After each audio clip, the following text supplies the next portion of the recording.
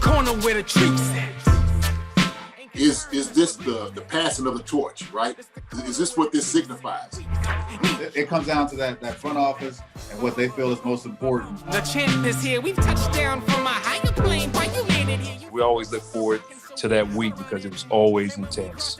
You know that we ain't coming back. We about to. The man, the myth, the legend, Dante Hall. My favorite player growing up was Dante Hall. I love you guys in the show, but Dante was my guy. Get to dashing because you done on the warfield.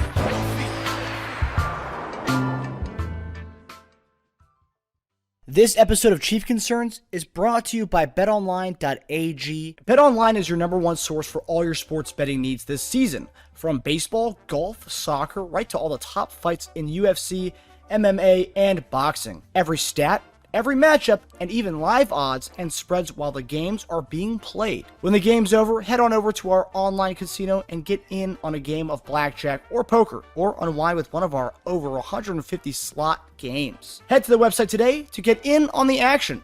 Use promo code BELIEVE, that's BLEAV, for your 50% welcome bonus on your first deposit. Bet online, the game starts here. Hey guys, welcome back to another episode of Chief Concerns. It's your post-game reaction show with former Chiefs tight end Jason Dunn right there in the middle, and my brother Teja Dash on the right there, and I'm Marcus Dash. All right, guys, so preseason is officially in the books. 0-3 in preseason for the Chiefs, but I mean, we're not looking at wins and losses. We're looking at the play on the field and how the guys did and how that could possibly transition over into the regular season. So 2 weeks from tonight, we'll be right back here on Bleacher Report talking Ravens Chiefs and talking about a Chiefs dub after that opening night victory. But before we get to that, we got to go over some things. So final preseason game. So we got Bears, but right before that game comes on, breaking news happens. That center Creed Humphrey becomes the highest paid center in the NFL. Creed Humphrey signed a 4-year, $72 million extension with $50 million in guarantees. Guys, we've heard this was going to come. They said they were working on this for months. It was going to happen before the season started, and lo and behold, it comes to fruition 2 weeks before the season begins. Before we get into gameplay, what do you guys make of this extension for Creed Humphrey? To be honest with you, I think this is well done, to be honest. You know, the thing is, we know Creed Humphrey is one of the top centers in the league. Very young guy, and if we could keep him here for a long time, the next 4 years, I think that was a practical move by them.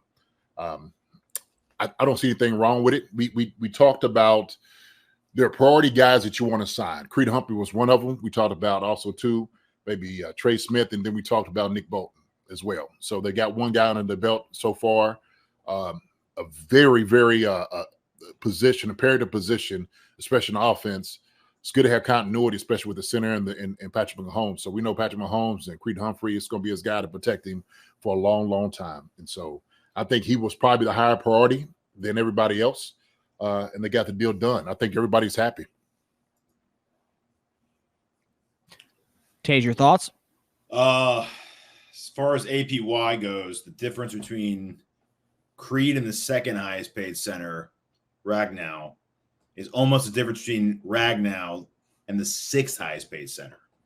So he makes 4.5 more than the next highest paid guy. So it wasn't like one of those deals where they tell the agent and the player, we're going to make you the highest paid, and it's like 0.25 more than the guy below him. I mean, they kicked the door down with 4.5 more a year than the next guy on that list. Like, they weren't messing around, right? So it just shows you how much they want him. Could you imagine if he snapped the ball perfectly every time? He probably made like 25 a year. I had to say something about snaps. Maybe he did ask for more. They were like, I don't know, you do snap the ball low sometimes. Now all eyes are on really Trey Smith as his running mate. I know everyone always thought it was like one or the other, but let's hope he still gets signed too and keep this line intact for a while. Yeah. And look, man, the reality is, man, like I said before, he's one of the top centers here. It's no question, right? If you could keep certain guys together, especially young guys that is like solidified in what you do, I mean, shoot, with that Creed Humphrey that's an easy deal to make. I think it's an easy deal to make. I think he loves being here with Kansas City. And here's the thing. Creed Humphrey sets the market for centers. So all of the centers need to call him and say, hey, thank you, Creed, for doing what you just did, right? True. Because now that's the base. Is like, okay, this is what it is. So next time I'm going in to try to get my deal, I've got to try to see what Creed is getting, right? And so he opened the door for, like you said, kick the door down for other centers to go out there to make some money. Yeah. Good for him. Good for him. Big time. What do you think that means for Trey Smith? Do you think that means that, the fact that he got this much money, that means they won't spend up on Trey Smith? Because, we saw this offseason, the guard market kind of went nuts. That we've never seen the guard market like we have, but like we saw this summer. And does that bode well for a Trey Smith contract? What do you guys think? Too soon to tell. The thing is, Trey's going to have to play. He's not worried about the contract. Like he said, he's going out there to go play, and that's all he needs to worry about. If he plays well, he will be rewarded. But I think for them, it's just priority. So Trey can't count Creed's money. He can't do it. All he can do is control what he can control. So, like I said before, if he does a great job, then you reward a guy like that. If you believe the Nate Taylor story, that's one half of his story, right? Dunn. He said they try to extend both in the next month. So what, 2.5 weeks later, that's one done. So maybe they get Smith done. Those two guys are boys. So they'd like to spend the next at least 4 years together, right? Mm-hmm. And we've talked about this before. Now that not all that money was spent, so there's some cash, there's some do-re-mi to go around. Yeah, it's also a lot of money on the offensive line, which is a great place to spend your money when you're protecting, who number 15 back there. So it's a good place to spend your money, I would say.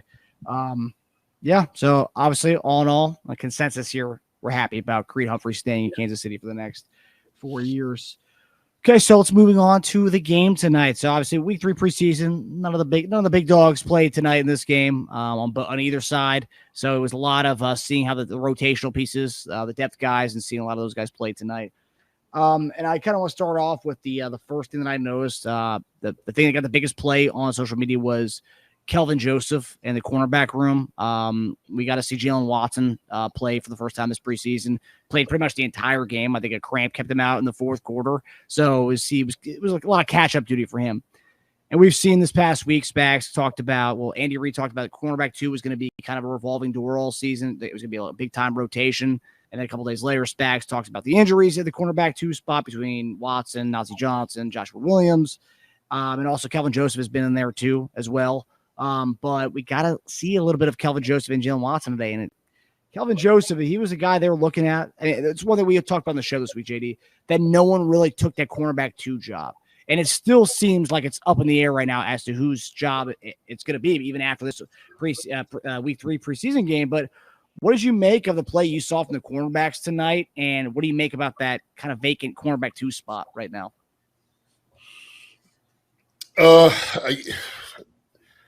Like you said, I think it is an indication that it's nobody's in particular for that position, right? Number 2. I think, with Nazi, Justin Williams, Joshua Williams, Jalen Watson, those guys, it was between those 3 that we was looking at. And so nobody emerged as that guy, clearly. And so I think you kind of go into the season kind of thinking the same thing. Unless, okay, we talked about this because of the injuries. Do you go out and go get somebody? Now, to be honest with you, I wasn't really on their boat, to be honest with it, when we first started talking about it. But bearing to the injuries, how Watson looked. Watson's a little out of shape, has some cramps. So, the man's only been out there for, 22 days? That's how long he's practiced, trying to get back into it. And if you haven't been out there just running with your legs, the physical part of it, it's going to take a little time. And so am I opposed to going to getting a guy? I don't know. Maybe not. I'm not quite sure. Yeah, all right. There you go. Sorry, coming around a little bit. Yeah, you know what? But I'm saying that just kind of Cautionary maybe, but I do think, okay, and this is what I'm saying, all right? Do you have enough of confidence in Hayden? I like him, okay? Tennessee, I think he's a big corner. They kind of got him some reps. You know, he's got that scoop, almost scored with it. Do you challenge him? You put him in there to try to make some plays. And so he's a guy that they're going to try to evaluate, saying like, okay, well, are we okay with this young guy? We was okay with the young guys years before, but we had a L'Jarius Sneed had been here for a long time, right? Yeah. So we didn't really have to worry about it. So if we had to throw some young guys out there, we could pull them back out and put, Sneed back in. It might not necessarily be a problem now. It might be a problem to say, okay, well, maybe our depth is not as good as we thought it was. So that's a good question to answer in these next couple of weeks. What do you think, Tej? I mean, yeah, I said it last preseason game too. I still don't want to overreact. I mean, it's a preseason. Like, we're gonna start overreacting by cornerback. We can go down the line on a lot of positions that we weren't necessarily as happy with. I mean, we're Super Bowl champs. We have high standards. So we come into preseason and we're like, oh, that's not good enough. That's not good enough. You want to win another Super Bowl? You're not going to win another Super Bowl like this. But like we're not there, obviously. I would say, and it's not like a lot of, I mean, I haven't watched every preseason game from every team, but I bet you there's a lot of fans out there saying the same thing about their cornerback group. And it's not like every team is going out there signing guys left and right. That same list we talked about, for the most part, I think most of them are still available, right? So I think teams are going to wait and see how their players actually do in the regular season before they're like, okay, if we want to make a run, if we want to win another Super Bowl, we can't rely on this. We need to at least have an insurance policy. I mean, overall, I was pretty disappointed with our cornerbacks. I think throughout the preseason, no one really stood out to claim the number 2 spot. I think the most disappointing part is that we were okay letting Sneed go because we were really confident in this group as a whole. And we really thought they had a lot of depth. So I think it's not just that we're at high standards, it's that this group particularly, we had a high standards for them. And my fear is that cornerback becomes the new like D tackle. Like it becomes like McDuffie and everyone else, just like it's been Chris Jones and everyone else. I don't want it to become that. So I'm really hoping someone does step up early on in the season and makes a name for themselves. Because I'll tell you what, the way McDuffie's looked, and just in general, that number 2 is going to get tested a lot. Because we look around the league, receivers stacked in a lot of places. Mm-hmm. And the number 2 is not that much worse than number 1 on a lot of teams. So Burrow has no problem throwing to T. Higgins 9 times a game if he has to against us. A lot of teams have no problem throwing to the number 2 guy. If they're like, you know what? Screw McDuffie side. I'm not throwing him. Let's go to my other guy. He's better. He's just better than him, the guy across from him. So we'll find out real quick. Mm-hmm. Do you so what you're saying that I'm thinking how I thought about the young guys when we threw them in there against Buffalo. We knew they had a tough task. You have 2 games that you're coming in with guys who are not chopped liver. We're talking about some guys that's at the top of the list in wide receivers, right? The Baltimore Ravens, okay, and the Cincinnati Bengals. Do you introduce them to the fire immediately to get them better? That's my thing. Do you do Hayden, put him in there so he can get tested, so he can see, right? Do you do that? And that's kind of the question. That way he can be ready later on down the road if we need to put him in, okay? So you have guys that are good in that position where he might not be great, like McDuffie great, but they're good enough, and we understand the safeties are good enough to cover any type of deficiencies that you have with that other guy, which I don't believe that the other guys are that much lower, right? I mean, these guys are good. We've seen them play. We've seen them play in the past. I think the question has been, because of the injuries, now you kind of start humping like, okay, maybe it's a little challenge here, right? But I think, like you said, don't panic. Throw the guys out there, trust them. And I think Spags does a great job of saying, like, look, I trust you. I trust you to go out there and play to your best ability. I trust you to play within the scheme that I'm asking you to play in and be successful. You got your guys around you. You're going to make sure that you're going to do well, okay? And as long as they got your back, guys, y'all got his back, yeah, we got it. Y'all going to be fine. Y'all stick together, y'all going to be all right. So that's why I say, like, not the panic mode, like you said. I don't believe the panic mode. Maybe trusting your younger guys, okay, just to get that type of support. I do, because we had this topic the other day about if we should go get a guy, and that's where, Spags kind of alluded to Veach looking at cornerbacks and, and bringing them to his attention and having him look at film. And I will say there is something to what you said as far as going with Haddon and putting him in there. And, I mean, the story with Jalen Watson, I mean, a big to-do with him, if you go back to his history, week 2, the first Amazon Prime Thursday night game, Trent McDuffie gets put on IR because the midseason IR with the hamstring injury. Mm-hmm. And who starts for the first time in that game? You have 7th round pick Jalen Watson starts that game. It takes a pick 6 to the house, a 99-yard pick 6 to win that game. Yep. And could be the same thing happen with the Haddon where you put him in there. But I mean, I guess my whole thing is bringing in a veteran cornerback, and I'll ask you this, JD. Bringing in a veteran quarterback, when you pick a veteran edge rusher, you can put him in right away. Mm-hmm. It might be a little different. I don't know. Is it different where like that guy might have to learn the different packages, different coverages, and it might take him a little bit longer? Whereas, let's say we bring in Xavier Howard as an example. You have Haddon in there, but you also, and let's say Ozzy's still recovering, Watson's still recovering, and Josh Williams still recovering. There's 3 guys who were hurt. You bring in Xavier Howard to kind of spell Kamal Haddon every so often because he's still learning the coverages and the new schemes and stuff. Is that more or less, could that happen with a DB versus another position? A veteran DB understands what he has to do in zone. He understands what he has to do in man. It all depends on his strengths, though. Is he a stronger guy in zone or is he a stronger guy in man? The type of scheme that we run, we rely on the man coverage more than anything else. Zone is an easier spot because you just got to know where you are as far as in relation to everybody else. Xavier, he can definitely do that. My thing is when we talking names, and like I said this other day, let's just hope he hadn't been on the couch eating Cheetos. And he comes in and he's got his belly sticking out, and you thinking like, oh man, I thought he was ready to go. And you get burnt on a go route. So I think, you can definitely do that. Try to, spelling for a while, but how much is going to cost you? Is he ready to go? Is he going to fit in with everybody else around in the locker room? That's the question, right? Is he your type of guy? So I think it was a question you had to ask these next couple of weeks, Marcus, really, to get to that point.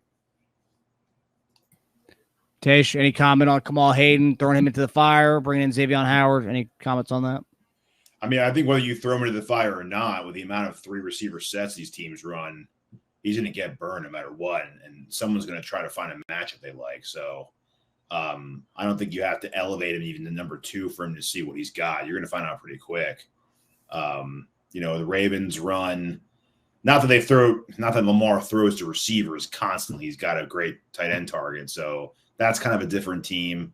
And Flowers kind of plays the middle. He plays a little slot. So really he'll be facing up against Rashad Bateman in that matchup. Higgins is going to be the interesting one because that's by far the best number 2 receiver that we'll be facing the first 5 weeks, I believe. Because I think Atlanta, Darnell Mooney's their number 2. I mean, he's good, but he's not someone you're going against. It's he'll roast your number 2 your cornerback,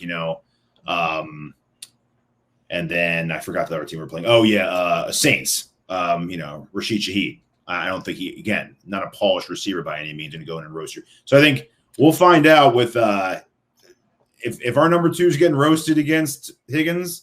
Yeah, put him out. I mean, at that point, I think Spags is gonna be like, well, can't do any worse than he's doing. Let's just see what we got. Let's just put him out there. Let's see if he's up for the challenge. Yeah. Plus, he gives the guys time. You said Shaheed's now. He was busting some tail last year. But then all of a sudden you got the bye week after that, right? Guys get better where you need to do. I think you get a full evaluation of where everybody is. but I'm looking. So this is how I wrote it down as far as us carrying 9 guys in the secondary. Okay, 5 corners, 4 safeties. That's how I look at it. Okay, and so right now I got McDuffie, Williams, Najee, Watson, and Hayden. That's your 5 guys. Okay. Corner, right? And so I think it's a good that's a good mix right there. It's a good mix. Like you said, McDuffie cuts down everything.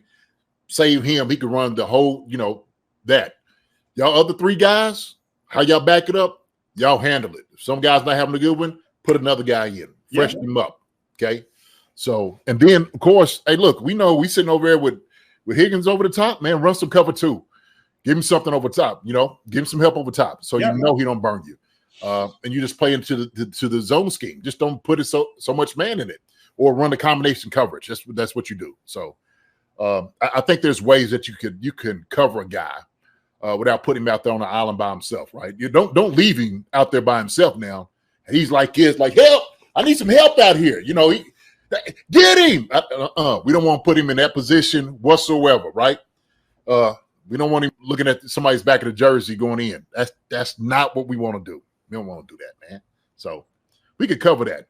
Now, I will say this. I know we're going to bring this up.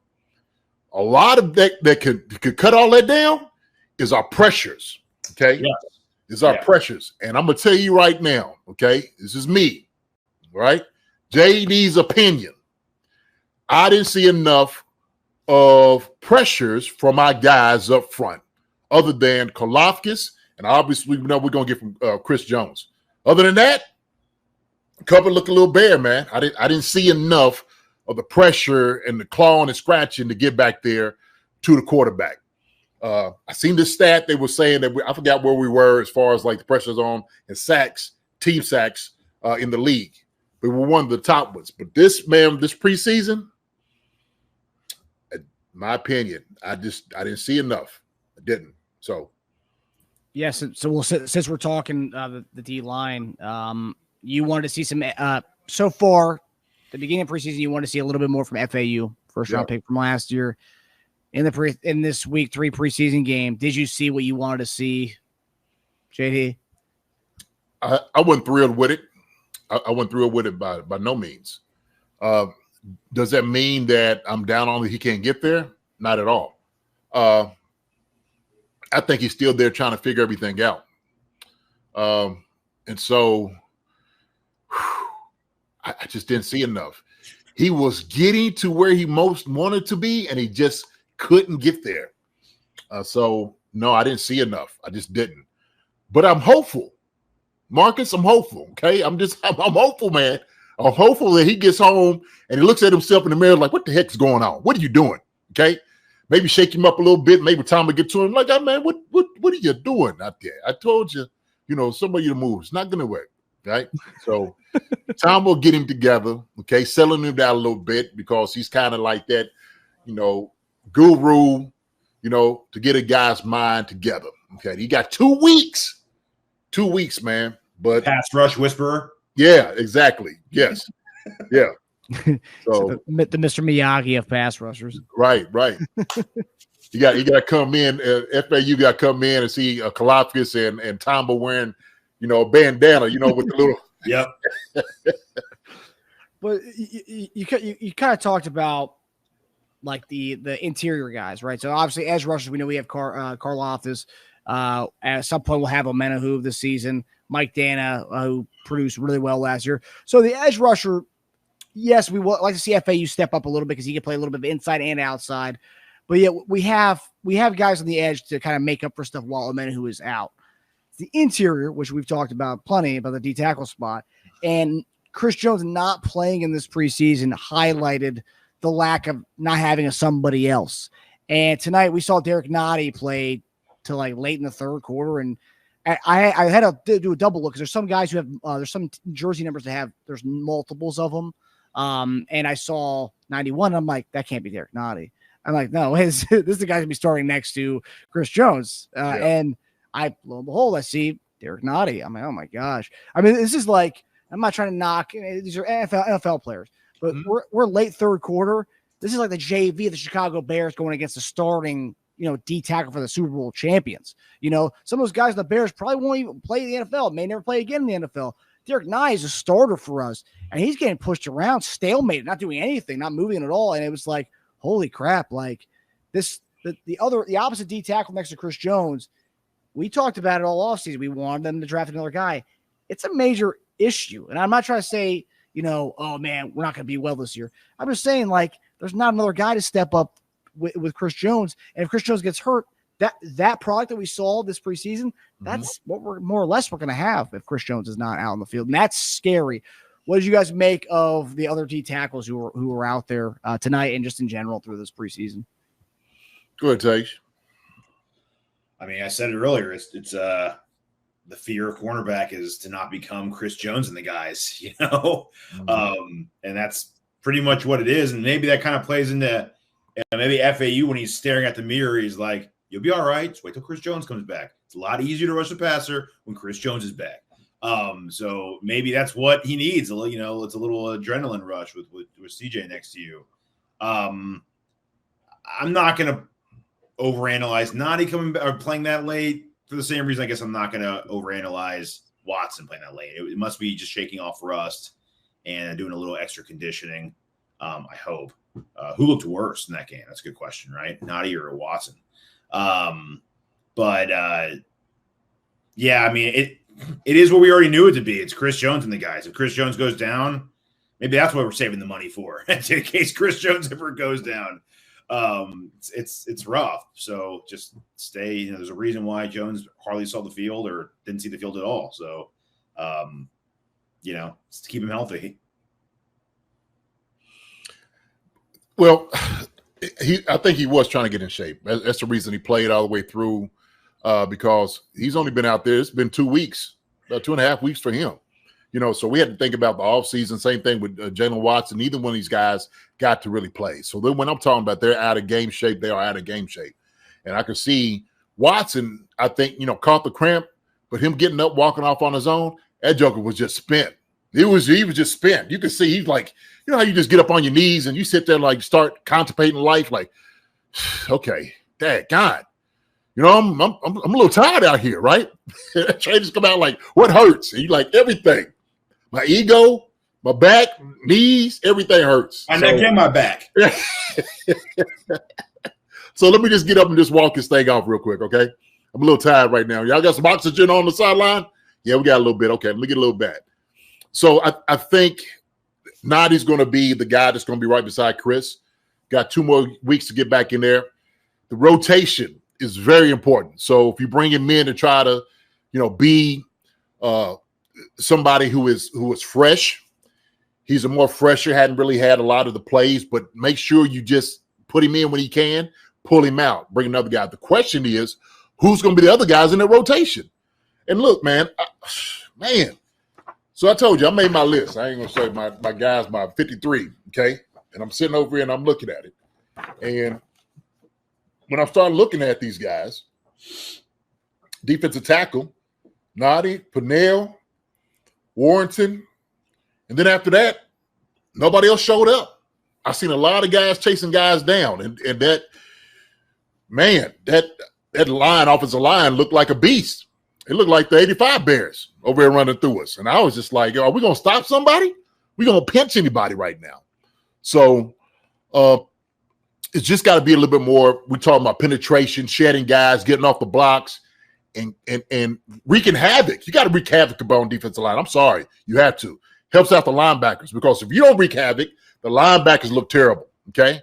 Linebackers look terrible. Then you see guys just running away in our secondary, and that's what it looked like. And I seen 99 chasing them a couple of times.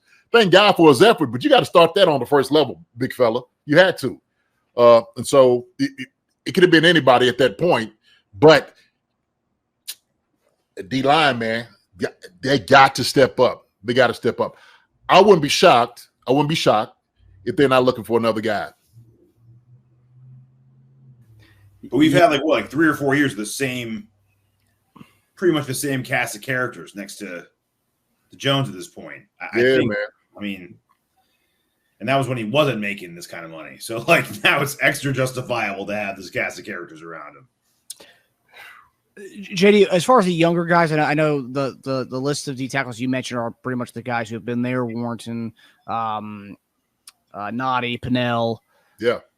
What did you make of the two younger guys, Fabian Lovett Jr., the dude from Florida State, and then Alex Gubner from Montana, I believe, Montana State, both rookies. What did you make of either one of those guys? They look like anything. No, I mean, look, they're rookies and getting used to the speed, man. Up here, it's sink or swim. These jokers out here, man, to eat your lunch. And if you ain't ready, then they're going to expose you. So I didn't see enough for them to pump. They didn't jump off the screen to me. Not really say anything against that other than, I'm just looking at performance-wise, and my evaluation, if I'm looking at it as a player and as a coach, they got to do better. Bottom line, plain and simple, period. That's it.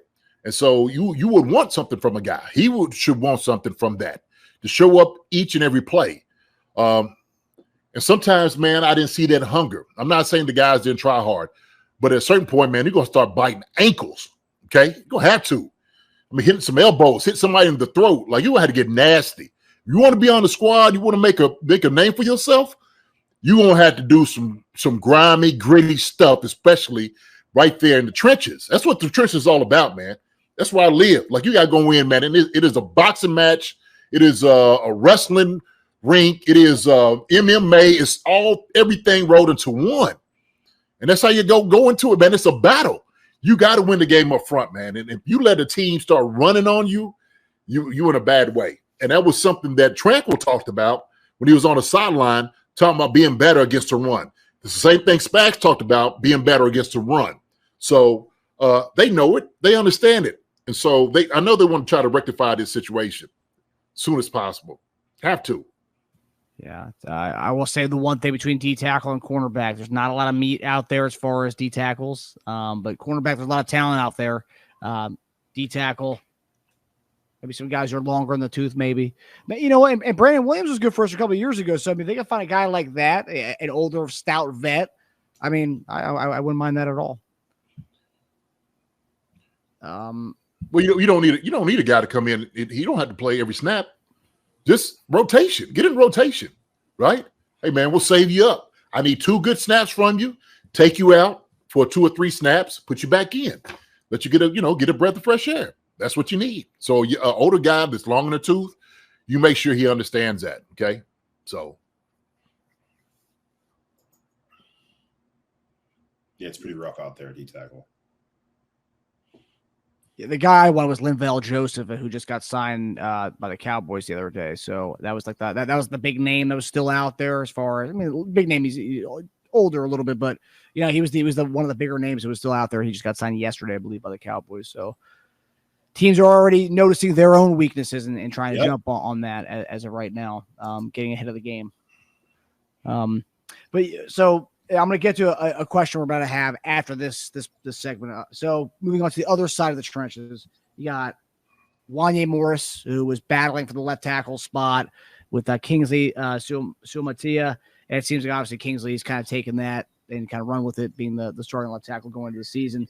But Wanya looked like he hurt his knee badly. I haven't seen any updates yet on retweaked it. What's that? He retweaked an injury he already had. Retweaked it. Okay. So that's, I don't know if that's how long that is, but it doesn't sound like it's something serious. Reed said he should be okay, but he needs to rest a little bit. Okay, so that's not as bad as I thought it was going to be. It looked really bad from the from watching the game. But JD, you texted me. One of the things you texted me throughout the game was we might need to go get an offensive tackle with Wanya getting hurt. I think that kind of even puts even more of a stamp on the fact that we need to get another guy because, I mean. Also, too, not just Wanya. We talked about Lucas Niang, how his play looked. I mean, God forbid Juwan Taylor goes down, we're going to have to rely on Lucas Niang, and that's a scary thought. I'm not trying to knock on Lucas Niang, but I'm just saying, it's a scary thought going from a guy who's making $70 million to a guy who hasn't really lived up to his expectations coming out of TCU. But what did you make of the Wanya injury? Obviously, we know it's a retweakage of an injury, but what do you make of where we are right now in the tackle depth department? I think we're in need of a guy. When I'm looking on here, and like you said, Niang, he's serviceable. He does a decent job at points. He has spots that he does a really good job, and there's other times that you're like, whoa, wait a minute, hold on, like that's a little bit too much. The pressure, penetration, getting your feet kind of tied up. That when Wanya went down, I think there's a need. The younger guys, we were just talking about Ethan. He's a big guy, man, but he's just not ready for the speed of the game. He's just not. And we're talking about, going against the real guys, like we start talking about. I mean, Baltimore, Cincinnati, Atlanta, Chargers, Saints. Driscoll's not ready if he has to be that guy. Chu's not ready if he has to be that guy. So I think it's necessary for you to go get a guy, man, who understands, who's being played at a high level. I don't know who that could be. Any of them may not decide against it, but to me, I would think cautionary reasons. With Wanya being down, retweaking it, I'm thinking we can't keep doing this week in and week out with him. Just can't. And so if somebody else get hurt, right, Juwan or King Suma, we're in a bad way, man. We're in a bad way. I'm telling you. And it's nothing against the other guys, okay? It's just you're young, you're inexperienced. Getting a guy here who's been in the fire before is a practical way to deal with this. And I think they will. I think they'll start looking at a left tackle, to be honest with you. So I would do that. That would be me, okay? So instead of playing musical chairs, it's easier playing musical chairs from the inside of the interior, right? Guard, center. You could do that. Those guys can kind of make that transition. But we're talking tackles now, okay? And it's real. It's a thin line between good and great. It's a thin line because you get exposed out there, man, especially out there on the island. So I don't know. What do you think, Tej? We're talking about Driscoll not being ready. He's pretty close to playing some major snaps if someone else were to go down. Oh, he's man. Very close to being like a starting old lineman by like mid-season. No, hold on. What do you mean? Like you say he's good enough to do that? No, I'm just saying. Oh, okay. Circumstance. All right. Okay. Yeah. Circumstance and bad luck, I guess. Right. But good luck for him. I mean, he's happy about that, I'm sure. Like, hey, he can make a name for himself, and who knows? He can grow up real fast. And that's fine if you're just another team out there just trying to, make it to the playoffs and have your fans buy a playoff ticket and go home afterwards and enjoy the draft. But that's not us, right? Like, so I feel mean sometimes, like when I talk about players, and I don't want to be one of those fans that other people complain about and like, oh yeah, you're on the couch talking smack, and these guys work their ass off. I know I'm not saying I'm better, and I'm not saying they're bad by any means, but we're not just talking about getting by, right? Like when we talk as fans, we're used to Super Bowls. Like that is, it's not only our goal, it's our expectation, right? Mm-hmm. So everything we expect is Super Bowl caliber and level. And I'm not dogging certain guys like Driscoll by saying they're not ready for that, because they're not. They're not ready to be a starting left or right tackle for a Super Bowl caliber team. It's just not. I mean, in the past, could we have said that about guys like maybe Allegretti when we weren't expecting that? Sure. But, and some guys step up, some guys don't, right? Some guys step down. But it's the reason why we're sitting here saying we need to look at a veteran tackle. Yeah. I'm not sure the problem with that is, though, as it stands, if you're a free agent, you're looking for two things. You're looking for a payday, even if for a 1-year payday, or you're looking for a way to showcase that you can get a payday. As it stands, we have two starters on the left and right side, who are not really going to let that happen unless they get injured. So is a guy going to sign a contract with a decent-sized name, going to sign a contract to maybe play a good amount this year? Or is he going on a sure thing? Like if Taylor's injury was a lot worse, we knew he was out for a while, yeah, boom, you'd have like guys on the phone instantly, like, yes, I want to be the Chiefs starting right tackle tomorrow. Right. Like, right. I think that'd be a guarantee, but it's not a guarantee right now. I'm glad it's not. I want Taylor and Kingsley to start, unless we just overpay for a guy. But the good thing is, the tackle market's not like the D tackle market. The O tackle market, it's actually really good. Yeah. If you look at like the pre-offseason free agent lists, most of the top 10 on that O tackle list is still available, which is crazy. Most of the top like 15 still available by a large margin. So that's a good thing. And those guys, I think, are just being patient, waiting for that opportunity that we just talked about when a guy goes down and I'm like, yeah, I want to be your starting tackle the rest of the season. It's a good and bad thing. We're not desperate yet. We can use an insurance policy, but you're probably not going to get the top guys as an insurance policy.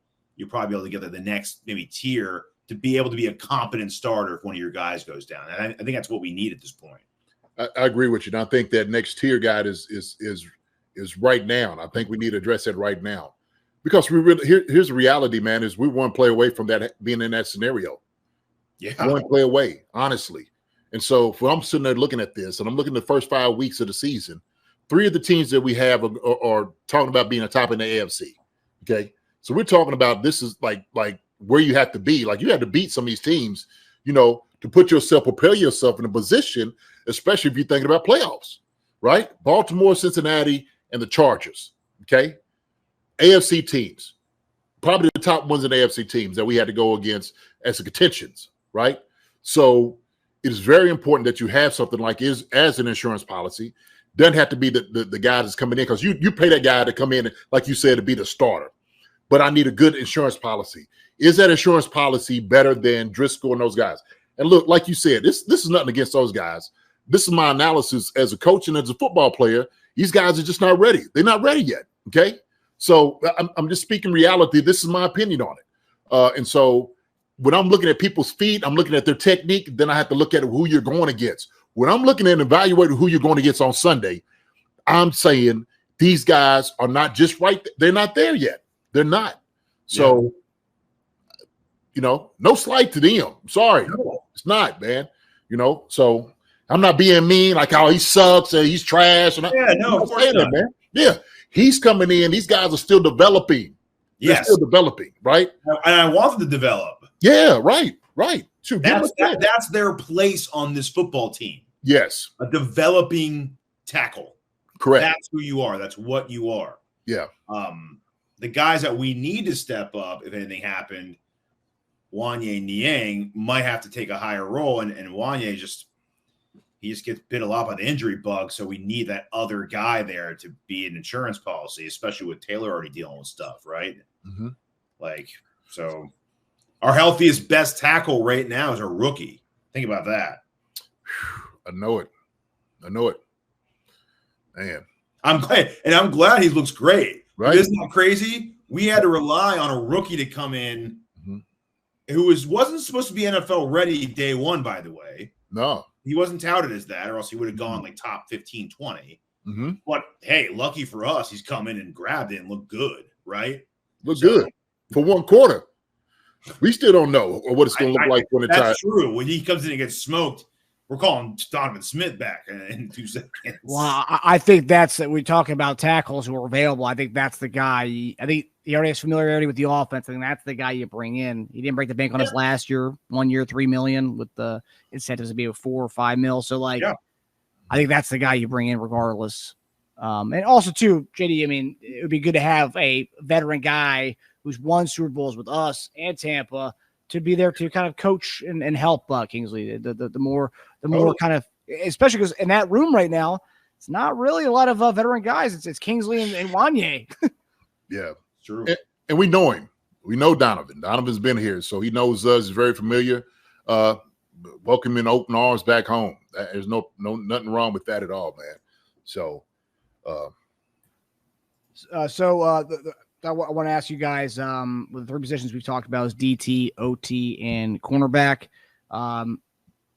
If you're Brett Veach right now and you're kind of making a priority list of what position to look at, how are you guys ranking OT, DT, and cornerback right now as far as seeking out players? In that order you just gave, OT, DT, secondary. That's how I would look at it. That's my evaluation. What the biggest worry? If you're Brett Veach looking at a position to scout on right now, where you're ranking OT, DT, and cornerback? I'd say that's fair. I'd say you might want to DT and CB. Cornerback has better depth, but I think cornerback's also been more disappointing. DT has given us what we've had for the past 3 years. That's not, I mean, it's the same. It's the same, but nothing's really changed. We didn't go into this year expecting a lot outside of Chris Jones. We're probably not going to get a lot outside of Chris Jones. But cornerback, we lost somebody, right? We lost a big part of that room. So we need someone to ascend, right? So that's the only reason why I might flip-flop those, just because of what we need from that room outside of our best player. Fair.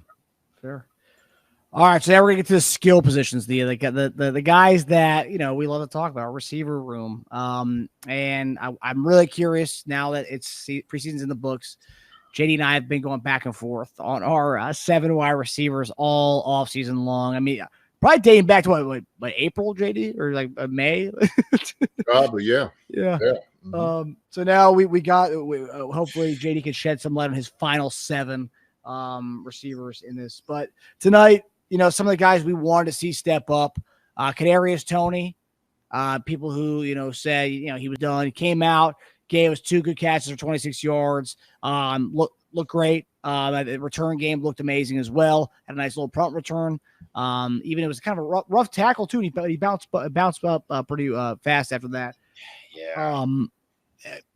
Justin Ross, 2 catches, 16 yards, had a nice hitch, and then went up the field, had a nice little quick burst, which I was surprised. I was not expecting that speed out of that hitch. And then he caught a nice little slant route between 2 dudes, tight window there. It was a nice pass, but he caught the slant route for a first down. So 2 for 16.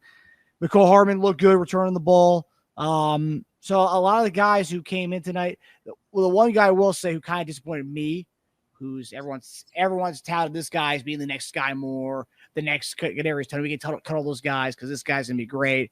Even in the return game, he did all right. It was Nico Remigio, and I didn't see in a preseason game where he had pretty much the entire second half to kind of show out and show his thing.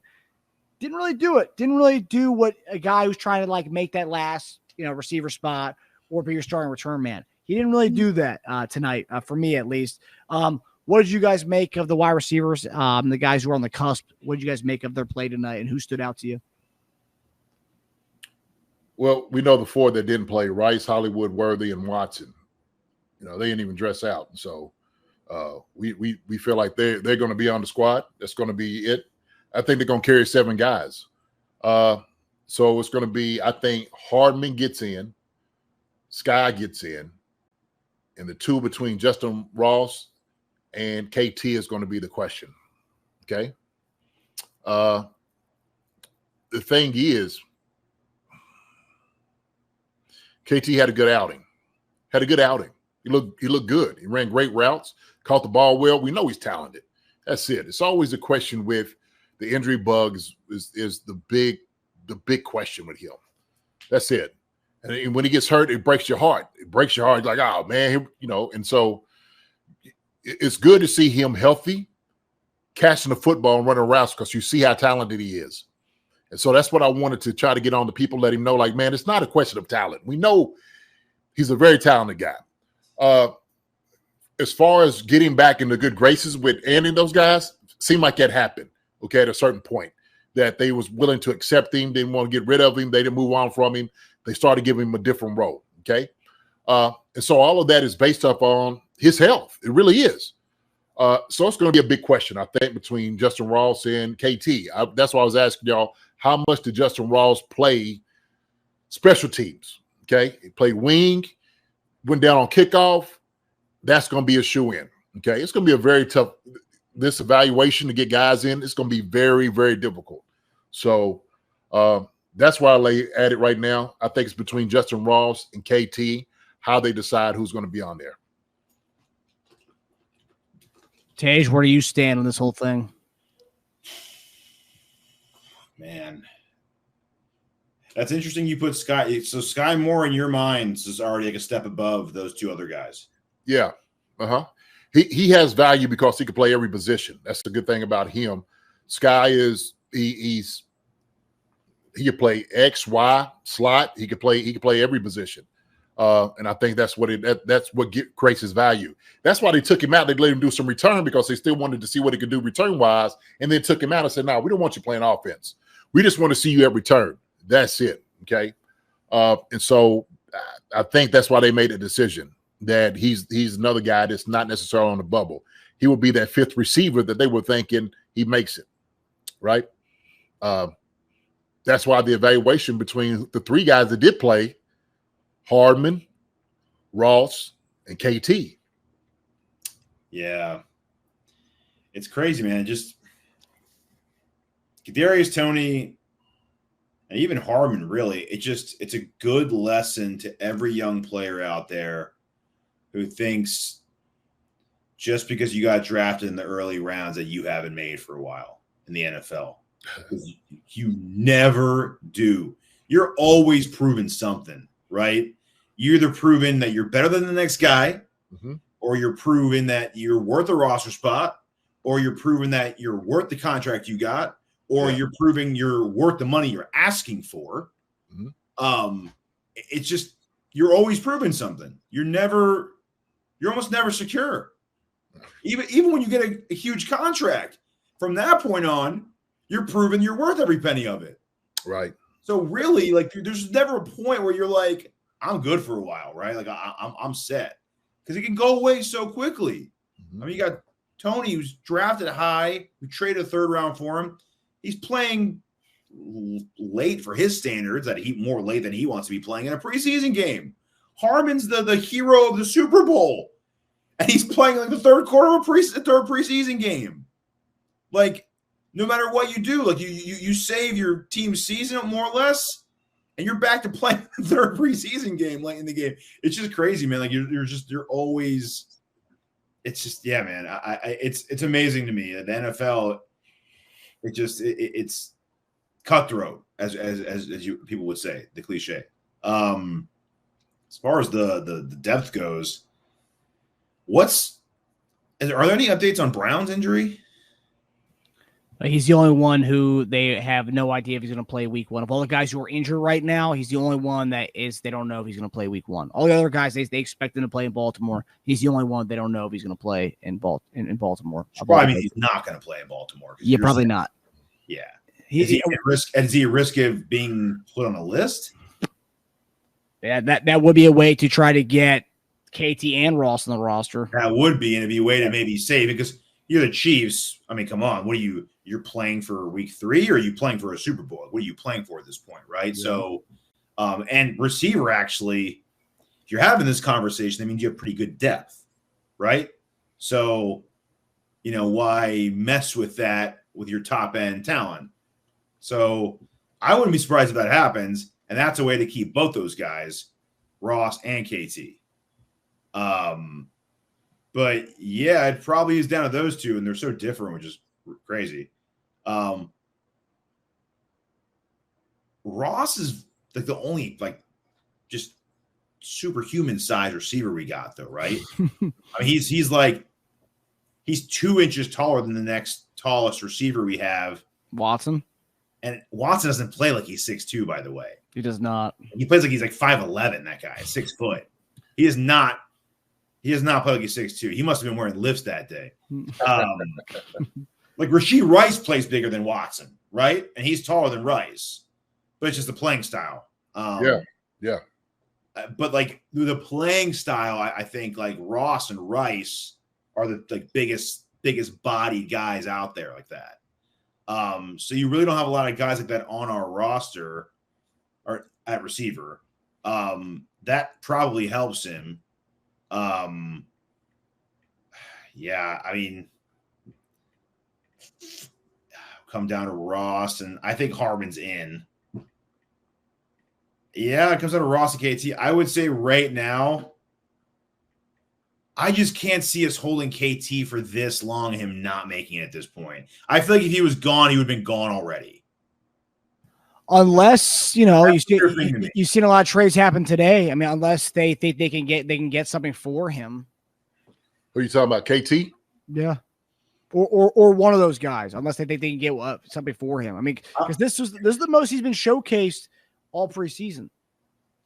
Which shows you, I think the later you get showcased, which means the closer to proving yourself you are, right? Yeah, so first half snaps, because all those guys, none of those guys played any offensive snaps after the first half. But Ross had 27 snaps, Tony had 17 offensive snaps, Hardman had 24 offensive snaps. They didn't play offense the rest of the game after that. After the first I said third quarter earlier. My bad. I meant late in the first half. Man.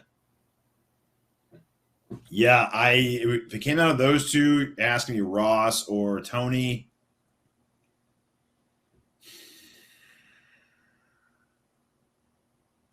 I think I go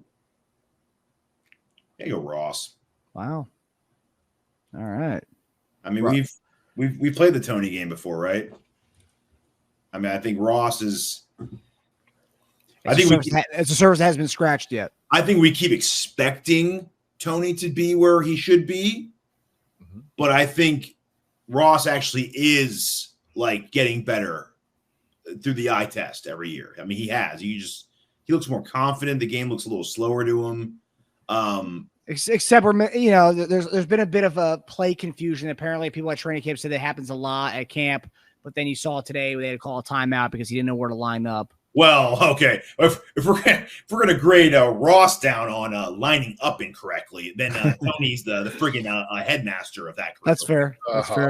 That's fair. I mean, let's not. Hey, Ross could be like, "You're not cutting me, are you?" At least I did that in a preseason game, not in a pivotal play of the game, right? but putting your foot over the line is different from not being in the right position. That's the retaining the information. This is not just a lapse of. Yeah, like, hey, man, like, back up, right? Like, you've been lining back up, like Jawan Taylor, like, man, back up or move forward, things like that. But, yeah, that's man, it is. It's going to be a tough evaluation. I think is Kadarius Toney redundant? That's why I think that's what they were trying to do with put him in the backfield, doing some different things with him, just creating value, creating and putting him in a position to get the ball in his hands. And so I think it's really what they're gonna look at. They're gonna look at how good Justin Ross was. But if you do put, Brown on IR, maybe you sit there and tell something like that for a couple of weeks, okay? And even just don't rush him. It's because there's no need to rush him back. We got good enough as far as what we need to do offensively to get by, I believe, with Baltimore and Cincinnati. Okay. Still got Worthy, still got Rice, our number one wide receiver. Worthy still, I think, is an upgrade for what we had. Sky Moore is a little bit better this year. Justin Watts a little bit better this year. We still got Travis Kelce, Noah Gray, Jared Wiley. We still got guys. Pacheco back there. So it's not like we're going to be in a hard spot, hard position to be. No. Throwing the football and getting the guys, guys can play. So what a change for us in a year. Oh my gosh. Receiver. Come on. The guys in the bubble this year were our starters. Last year were our top three. The guy who's on the bubble we're talking about right now, KT, was our number one going to the season. I mean, it's a total 360. A lot of people have Sky Moore on the bubble, by the way. I mean, I know you have him in there, and I kind of like, I agree with what you're saying now, but a lot of people have Sky Moore on the bubble too. But yeah, I don't know how much of that's they think he's actually on the bubble or they want him to be on the bubble. They want him to be on the bubble. There's a fine line. Yes. Yeah. I think people get upset and disappointed with them putting stock into a guy who didn't deliver right away. So like they want to punish him by getting him off the team almost, which is weird behavior. Which is also weird too when people place that same expectations on Ross, who's literally this is his second full year playing football in like 4 years. Yeah, and people place the expectation on a UDFA guy. So of course they're gonna do it on Sky Moore who's a second round pick. I mean, of course they're gonna do that. That's unrealistic expectations for everybody. Okay, so we're gonna get to our final room here. This is more to kind of highlight these guys. Let me do something real quick. Go for it. Okay. Everybody that has that concern, right? but they love Justin Watson. Okay? Last 2 years for the Chiefs, Justin Watson, first year had 15 receptions, second year had 27. Okay? 2 touchdowns, 3 touchdowns. Sky Moore, first year, 22 receptions and 21 receptions last year. Okay? With 1 touchdown. So we can sit there and say that, but as far as reception and stuff, it's not that big of a deal. Not that big of a difference. So who has more upside is what I'm looking at. Okay.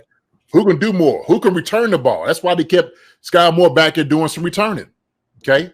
Just in case you don't have McCole Hardman or you don't have KT doing the return. I think that's the 2 guys you're looking at. So they're evaluating all these different things on special teams, right? So let's just say that the Chiefs do have Hardman, okay, which I think they keep Hardman. All right. I think to be honest with you, that's the guy that you need to keep. He's been a consummate guy that you've done to win the Super Bowls. Guys know him. He's at home. You drafted him. He is at home. He's at the right position he needs to be in. Okay. And you got rid of KT. Now you can put Sky Moore and you can put Hardman back there returning the football. Okay.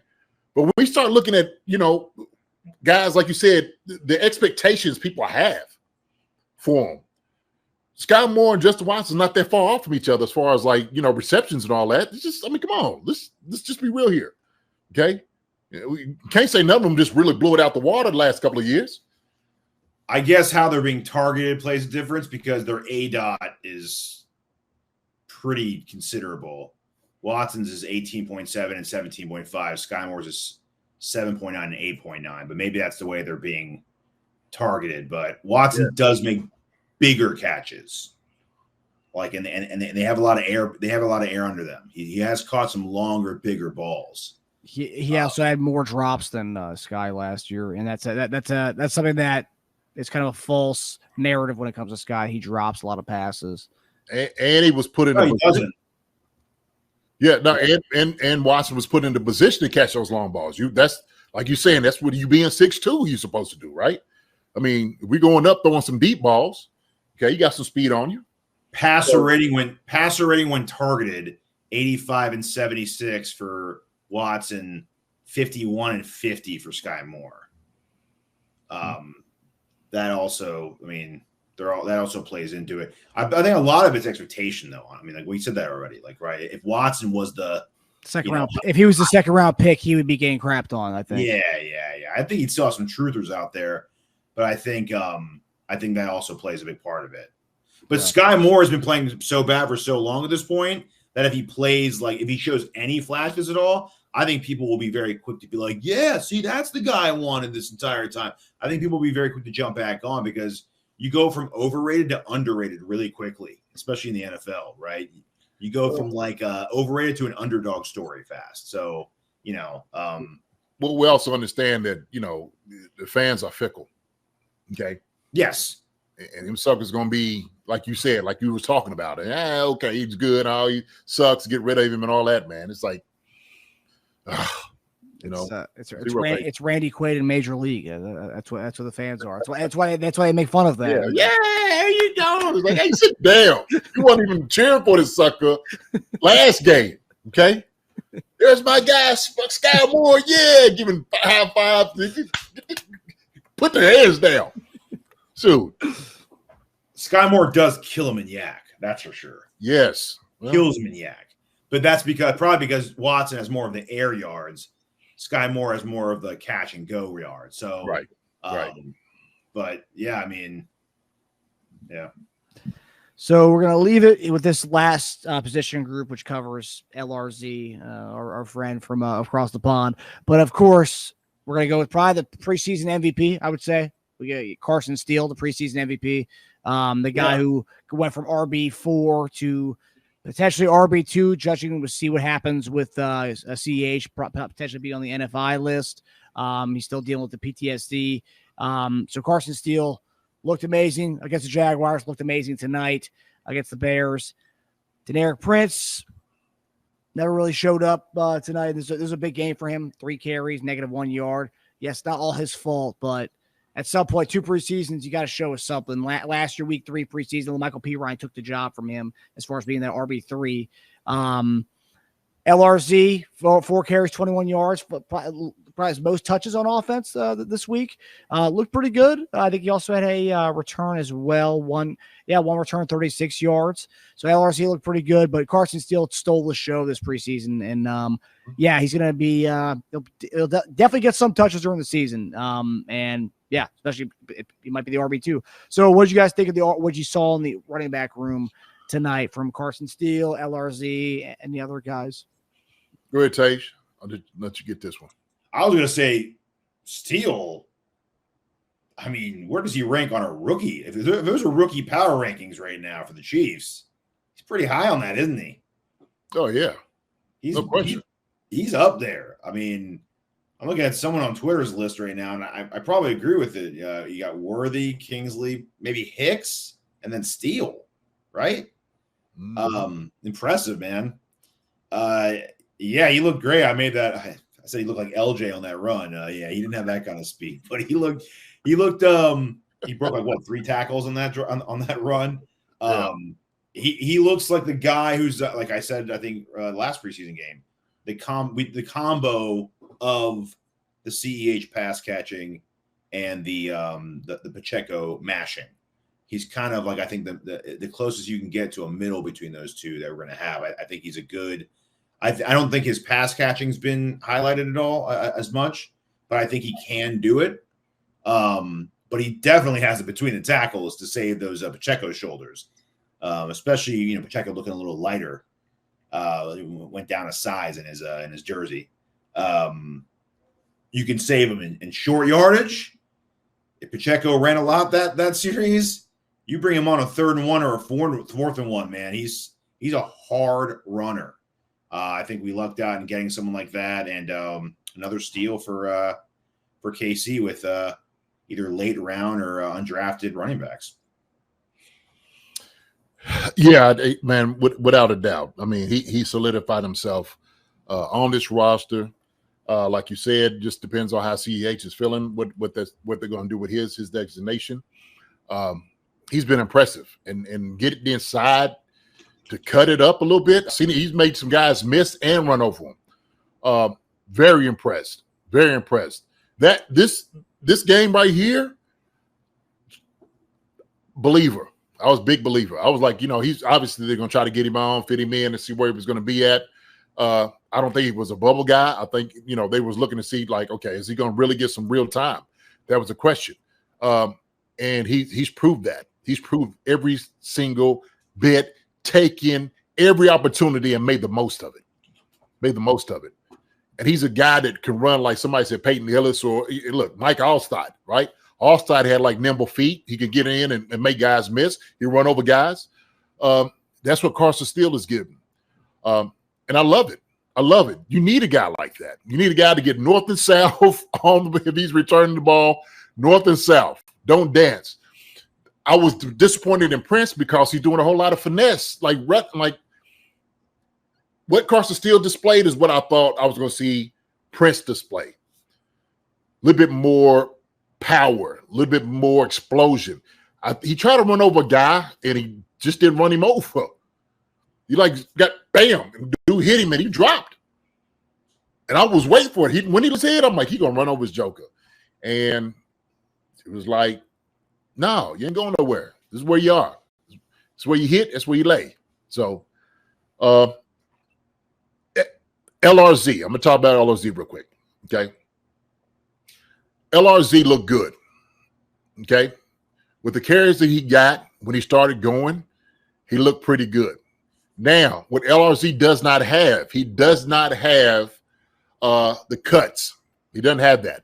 Okay. Rugby is straight speed, getting around on the edge, using and everybody's asking him to get to open field. Okay. So he can do his thing. The reality is in football, you're not going to see open field all that time like it is in rugby. It's just not. Okay. The field is a little bit more condensed. There's got guys because in the frame of what you're trying to do scheme wise, you got to run between the tackles. You got guys out here who could run. So he looked good though. He ran hard when he started getting the football. But he's a guy that needs to develop. He's a guy that you need to develop. Put him on a practice squad. We've been talking about this and let him develop.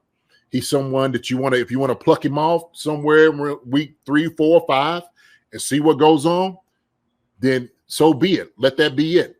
And the same thing goes in CEH. I mean, we watched Ingram look good. Ingram looked good running the football.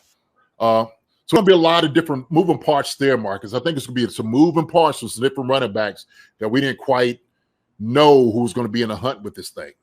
But I think, man, when you start naming some names, Cornell Powell's another guy, wide receiver, who does everything right, man. I just want to name. I had to say his name. Yep. Another touchdown. He's just a solid dude. He's the type of receiver that you know he's going to be where he needs to be when he's supposed to be there. You know he's going to catch the football. You know he's going to go up there and block. He's going to do everything right. Okay. Yeah. So I had to just give a shout out to him. Another one too, Montreal Washington. Goodness gracious, that's how you play football. You talking when a guy wants it. When he threw that ball up, he said, "I'm coming down with it. Nobody's going to out-jump me for this one. I'm making a play." That's what you need to see, guys. You need to see guys do that. He'll probably be on the practice squad, but he's another guy that you have to look at and just wow. I had to say his name, man, for what he gave out there tonight. So that's a couple of attaboys I just wanted to add on to it. All right, that's all. That's all I wanted to say about them guys, man. But yeah, Powell's obviously I'd like to keep these guys, and I just think Powell's one of those guys he deserves to have a roster spot somewhere. I don't think it's going to be in Kansas City. We were talking about how deep this room is, and yes, I'd like to stash him on the practice squad, but like I hope a team goes out there if he is waived. I hope a team claims him to be on their active roster. I know him and Trevor Lawrence are very close, so maybe Jacksonville, maybe they'll come and pick him up. I've been saying this for a couple of years now because I thought when he got waived, Jacksonville was going to claim him. But I think and they're kind of a wide receiver needy team right now, Jacksonville. They had a lot of guys come like the last year going into the season. They've since lost some dudes.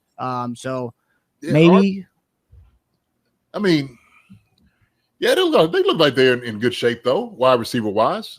I mean, for them to make the moves they did, that made me feel like they was like, look, we good right down to what we have. Yeah. Okay? But you could be right. Look, I know everybody wants, the whole, picket fence, come back and play with your old quarterback and all those different things and, let it be like it was back in the old days and, we did that with Carr and Adams, and they got rid of Carr quick. Out of here. And Adams like, are you kidding? This is the whole reason I came out of here. Yeah, it doesn't work like that in the NFL. Sorry. Okay. You can make a phone call, but you ain't making no decisions. So yeah, outside of the top four for the so Christian Kirk, Gabe Davis, Parker Washington, Devin Duvernay. Outside of those four, the next four, like Powell can definitely be a wide receiver 5, wide receiver 6 for those guys. Mm-hmm. But it is a solid 4, though. Solid 4. They had another guy that caught some balls too. I can't remember his name. I was like, man, this dude's all right. Elijah Cook, Seth Williams, Austin Trumwell, and Denzel Mims. That's a name for them. Oh, Brian Thomas Jr. The dude they drafted this year. Sorry. Yes. That's right. Brian Thomas. And the other one I think might have been Williams. I think he made some plays too. Mm-hmm. But yeah, just to comment real fast. It looks like LRZ. It looks like he's thinking a little too much. It's happening a little fast for him. I think. It's the exact opposite with Steele. Steele's looks like a natural football player out there. It comes really easy to him, right? When he has the ball in his hands, it looks like he just knows where to go a lot of times, right? Other thing I was going to say about Steele real fast. He's got that Pacheco in him where I think he's going to get like 3 yards every time at least. Like he falls forward and he takes contact really well.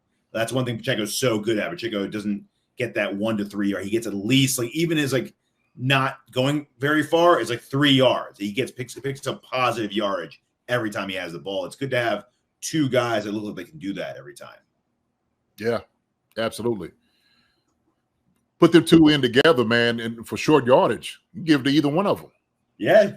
So, no, I love it. I love just having that option, that ability. When you have another runner like that, can go get the first down if you need it. especially when you have a quarterback who can't get sneaks. They ain't gonna do it. He can get it. He can get it. They're just not gonna run him. That's Yeah, no way. It's over, man.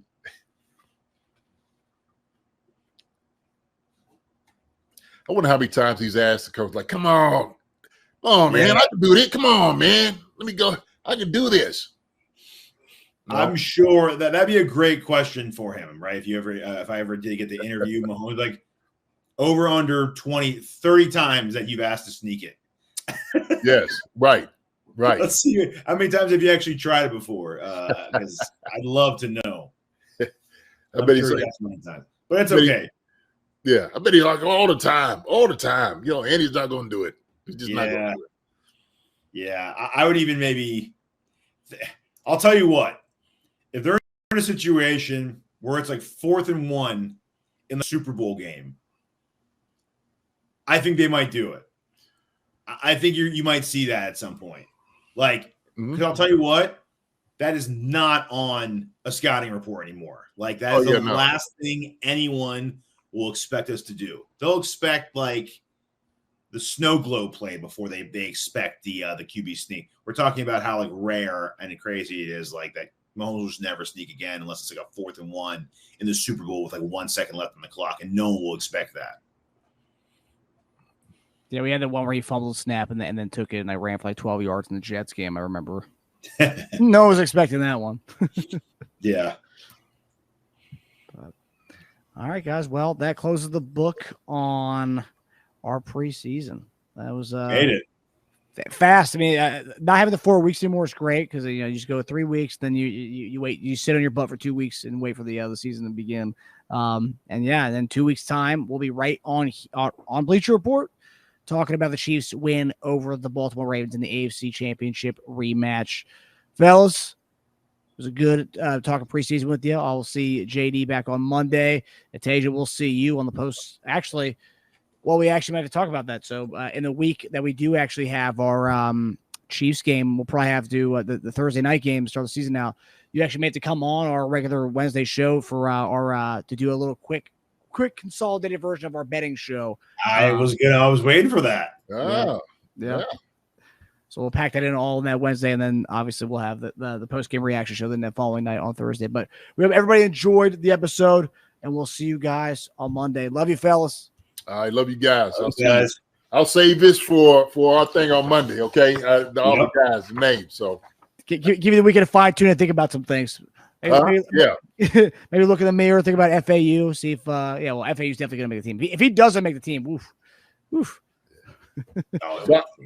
So I'll tell you this: 7 wide receivers, 9 O-line, 4 tight ends, 3 running backs, 2 quarterbacks, 8 D line, 7 linebackers, 2 turtle doves. Yeah, 9 corners and safeties, and 3 special teams.